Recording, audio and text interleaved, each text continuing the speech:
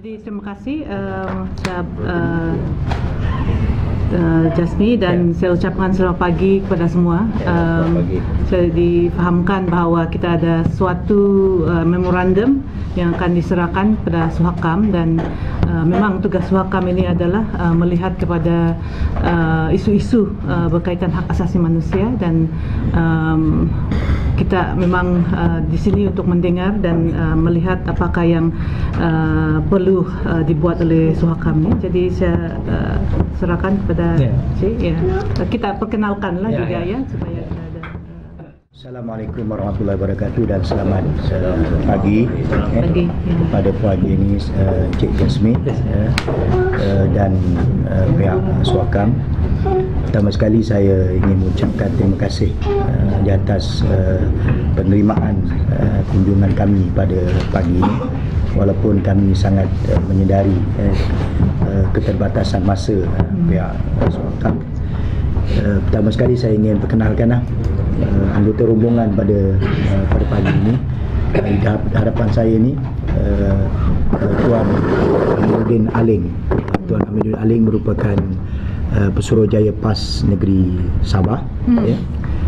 Sebelahnya Saudara Isyamuddin Sulaiman, merupakan Ketua Penerangan PAS Negeri Sabah, dan ini pimpinan PAS Negeri Sabah.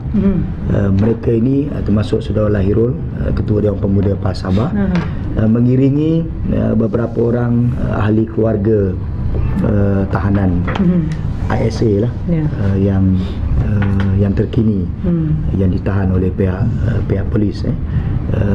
Daripada lebih kurang 13 orang, hanya beberapa keluarga lah yang dapat bersama. Sebabnya ialah kerana kebanyakan isteri-isteri tahanan memiliki anak-anak yang masih kecil, jadi yang menyusu badan, jadi mereka tak boleh nak datang sebab nak tinggalkan anak-anak yang sukar. Jadi sebahagian mereka yang dapat melapangkan masa, kita bawa mereka dengan tujuan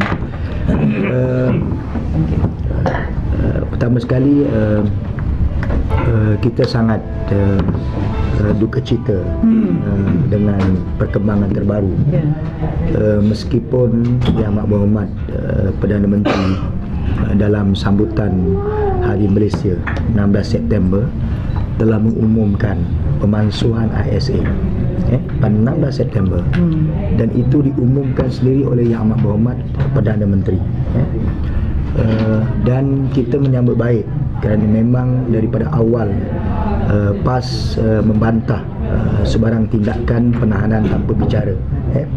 Dan saya sangat gembira juga apabila awal-awal lagi Suhakam melalui Pesuruhjayanya Tan Sri Hasmi Agam telah membuat satu statement yang sangat jelas bagi saya apabila Suhakam terkejut dengan tindakan pihak polis, dan Suhakam mendesak supaya semua tahanan itu dibebaskan serta-merta, dan kalau ada bukti maka mereka boleh dibawa ke muka pengadilan. Kerana negara kita negara yang mempunyai pelbagai undang-undang untuk mendakwa mana-mana pihak yang disyaki terlibat dengan kegiatan-kegiatan yang boleh memudaratkan keselamatan negara. Maknanya kita ada undang-undang yang bagi saya yang sedia ada sudah cukup, sudah memadai. Tetapi dengan perkembangan terbaru penahanan ini, maka bagi PAS ini sesuatu yang sangat berbeza dengan apa yang telah disebut oleh Yang Amat Berhormat Perdana Menteri. Dan lebih mengejutkan, saya difahamkan yang membuat tangkapan ini ialah pihak polis daripada Bukit Aman, bukan polis Sabah. Ini polis daripada Bukit Aman. Sebab itu polis Sabah tidak membuat sebarang statement tangkapan ini.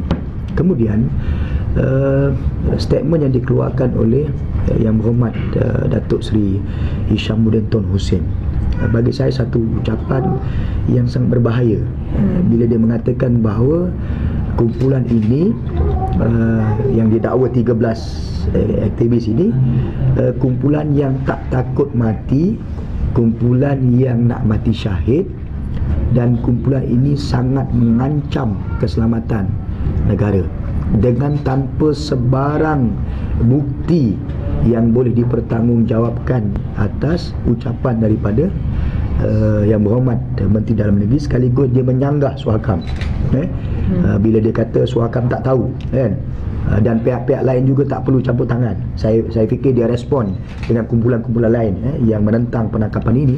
Dia kata tak tahu dan sebagainya, dan dia kata menggambarkan bahawa tindakan pihak polis ini kononnya untuk menjaga kepentingan dan keselamatan negara kita. Jadi dalam hal yang seperti ini, bagi PAS, kalaulah sekiranya pihak polis ada bukti, kita pun tak mahu. Kalau mana-mana pihak yang mengancam keselamatan negara, kita pun tak mahu. Sebagaimana kita selalu menyokong pihak polis dalam menurunkan kadar jenayah dalam negara kita. Kita sangat mengalu-alukan. Tetapi biarlah segala penangkapan dan penahanan itu mesti ada bukti.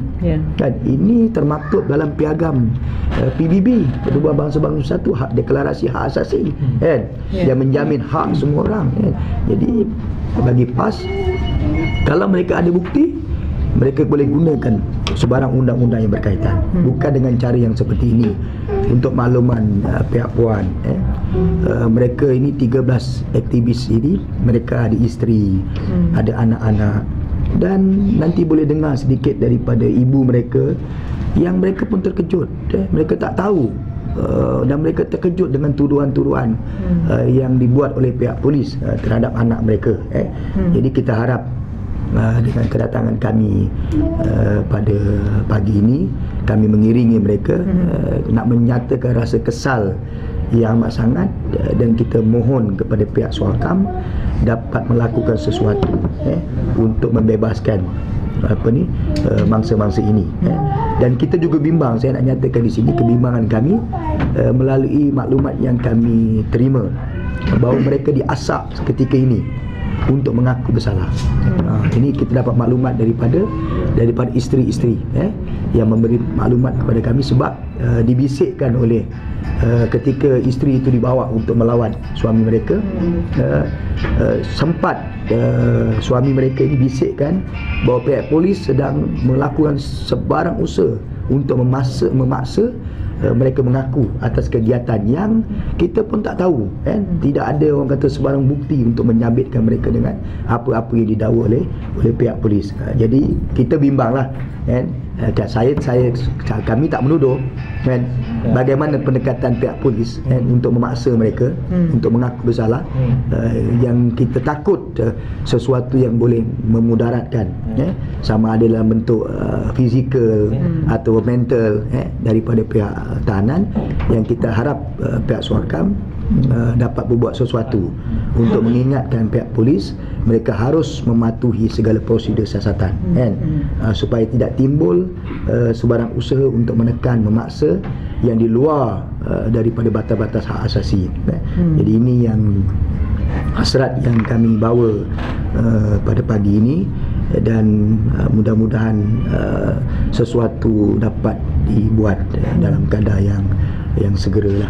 Jadi ini barangkali yang kami nak sampaikan pada pihak. Saya juga ucapkan terima kasih saudara, sebab mungkin ada sedia maklum bahawa Suhakam telah membuat kenyataan media juga berkaitan penahanan 13 orang ini, dan saya sendiri telah mengatakan bahawa ini adalah sesuatu yang Suhakam harus bertindaklah, dan kami telah keluarkan satu press statement tu, kenyataan media yang mengatakan bahawa kami di Suhakam ini berasa kecewa lah, dan dismay, macam we were disappointed lah, yang ASA digunakan seperti dikatakan tadi, dan ini telah disalahfaham mungkin kerana apa yang Suhakam telah katakan ada sesuatu yang pendirian kami dari dulu lagi, di mana kami bilang kalau ada sekiranya ada bukti harus dibawa, tidak ada penahanan tanpa bicara yang harus berlaku di sini. Jadi ini yang sedikit ini, dan sure kamu supaya tidak ada penganiayaan di dalam ini adalah sesuatu yang kepada semua tahanan, sesuatu yang memang dari dulu, sesuatu yang kami telah membuat pendirian dan cuba untuk membawa dan berjumpa pada pihak polis. Ada beberapa pada ketua polis negara yang dibincang. bukakan lah. Benda ni amat serius lah, yang berkaitan dengan pemakluman Perdana Menteri, maksudnya sempena dengan Hari Malaysia 16 September begitu. Kemudian Hari Malaysia itu adalah Sabah. Tangkapan dia buat kepada Sabah, seolah satu lakonan apa masalah dia. Ini yang kita tidak boleh terima itu. Kemudian kalau ini berlaku, bermakna siapa juga boleh akan ataupun diambil tindakan begitu. So kita memang begitu. Dan yang keduanya, dia memalukan negara kepada dunia luar. Sedangkan dunia luar pun sudah memberi satu pengiktirafan dan sukacita melihat Malaysia telah buat ajakan itu. Satu ajakan baru kepada kita kata dunia pada hari ini, kerana ISA ini hanya ada Malaysia dan Singapura. Jadi tiba-tiba berlaku begini, maknanya dia memalukan negara itu sendiri. Sebab masa di mata dunia dia mengumumkan pemalsuan itu, satu dunia tahu. Sebab yang mengamalkan ISA ni tak banyak, Malaysia, Singapura kan. Jadi bila dia umum tu, maknanya dunia tahu. Dan dunia, saya baca beberapa statement daripada negara luar mengalu-alukan tindakan Malaysia. Sebab isu ISA ni dah berada di peringkat antarabangsa. Jadi bila tiba-tiba berlaku tangkapan, saya pun tak faham apa sebenarnya. Bagi pihak kami, kita nak, kalau ianya bercanggah dari segi anutan mereka ataupun anutan ataupun amalan mereka, yang harus membuktikan kesesatan amalan itu ialah pihak Jabatan Agama, JAIS ataupun JAKIM. Dua. Yang kedua, seandainya mereka ni didapati bersalah dari segi apa jua lah yang menentukan kesalahan mereka dalam mahkamah, maka harus dibawa ke muka pengadilan. Dua sifat. Tapi persoalannya disimpan begini, maka saya melihat satu benda yang tidak kena. Kerana seandainya selepas ini berlaku pengakuan bahawa mereka bersalah, mereka ini mengakulah, maknanya kita melihat bahawa ini tidak betul, kerana sudah tentulah ada ugutan-ugutan tidak tentang dalaman suatu soal siasat yang tidak adil kepada mereka. Kita melihat begitu. Jadi kita nak mereka ni dalam kadar segera, kalau salah dibawa ke mahkamah dan pihak JAKIM keluarkan ajaran sesat dan songsang mereka. Tapi kalau saya lihat daripada ibu bapa mereka ini, pemandu lori tak ditangkap di masjid, imam masjid ini sudah diperakui. Kemudian imam ini sudah barang tentulah dari segi Islamnya, untuk menjadi seorang imam, pihak Jabatan Agama akan menentukan dia imam atau tidak, penjawatan itu sah tidak. Al-Fatihah itu dibaca dulu. Betul bacaan Al-Fatihah, betul dari segi mazhab yang dipegang Imam Syafi'i. Semua itu akan dilihat akidahnya, barulah diberitahu dia nak kau imam. Maknanya dia telah ditapis sebaik-baiknya. Tidak orang-orang tertentu. Saya nak jadi imam, saya akan melalui proses itu. Tiba-tiba imam yang telah lama bertugas, yang diberi kepercayaan, so diambil begitu saja. Kita nak dibuktikan oleh JAKIM, JAIS sebagainya. Kita ada pihak yang bidang agama ini. So hari ini mereka ni tidak bersuara lagi. Ini satu benda yang kita pun macam complicated lah dalam persoalan ini. Jadi itu yang kami datang hari ini memang mengharapkan pihak Suhakam berbuat sesuatu bagi membela nasib dan masa depan keluarga. Apatah lagi musim ini musim sekolah. Dan barang tentulah anak-anaknya nak menyambut sekolah, nak perlu beli pakaian sekolah, kesiapan persekolahan. Bagaimana kalau itu berlaku? Ibu yang anaknya ramai, ada katanya anak 8, 7, 5, lagi susah hati sebagainya. Saya cukup merasai kesedihan, keperitan yang mereka alami. Cukup merasai melihat wajah-wajah ini.